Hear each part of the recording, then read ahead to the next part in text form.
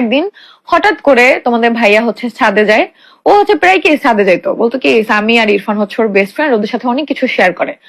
ছাদে গেছে, আমি হচ্ছে তখন ভিডিও এডিটিং করতেছি, তখন তো আর কেউ নাই, আমি তখন হচ্ছে ইরফান আসছে, ওরে আমি এডিটিং শিখাচ্ছি আর আমি এডিটিং করতেছি। তারপরে বলতেছে যে মানে যায় তোমাদের ভাইয়া দেখতেছি কি যে ও স্মোক করতেছে সামি আর ইরফানের সাথে। তো দেখার সাথে সাথে তো তোমাদের ভাই ওখান থেকে মানে রাগে জিদে ওদের তিনজনের উপরে নিচে চলে আসছে, সাথে সাথে আখি আসছে, আয়সা হাতে পা ধরছে আমার সামনেই, ধরে বলতেছে যে আমি আর কখনো এমন করব না, দেখো এটা আমার আগে একটা অভ্যাস ছিল, আমার একটা বদ অভ্যাস হয়ে গেছিল, আমি অনেক ডিপ্রেশনে ছিলাম, এই জন্য আমি আর ইরফানের কোনো দোষ নাই, আমি ওদের থেকে জোর করে নিছি, আর আমি মাঝে মাঝে ওদের সাথে খাইছি, বাট আর কখনো খাবো না। হ্যাঁ, মাফ চাইছে। পরে আমি বলতেছি কি হয়েছে, আমি তো তখন বুঝতেছি না যে ছাদে কি হয়েছে।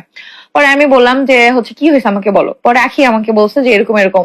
আমি বলছি তুই না ওই দিন যে এত বকা দিলি যে তোর এই গন্ধ ভাল লাগে না, তো নিজে খাইলে সেই গন্ধ ভাল লাগে না কেন? বলে কি আমি রাগারাগি করছি এই জন্য, ও খাইলে আমার খাইতে ইচ্ছা করে, যাতে না খায় সেই জন্য, কারণ ওর সামনে তো আমি খাইতে পারবো না। বাস এই টপিক ওইখানে। পরে আমি অনেক রাগারাগি করছি যে আখি এটা একটা মেয়ের জন্য এটা খুবই খারাপ, একটা মেয়ে হিসাবে স্মোক করাটা, এটা আমরা যে ফ্যামিলি থেকে বিলং করি আমরা মনে করি এটা অনেক খারাপ, ঠিক আছে? তো আর কখনো এটা করিস না। আর যেহেতু আজকে হাতের কাছে তুই ধরা খাইছস, আর সামি আর ইরফানের আমি ওদেরকেও ডাকি, ওদেরকে আমি অনেক বকাঝকা করি। ইরফান বলে মামি আসলে আমাদের কোনো দোষ নাই, আমরা দিতে চাইনি, সে অনেক জোরাজোরি করছে, কান্নাকাটি করছে, তারপরে হচ্ছে মাঝে মাঝে চুরি করেও নিছে আমাদের কাছ থেকে। Okay fine. পরে এটা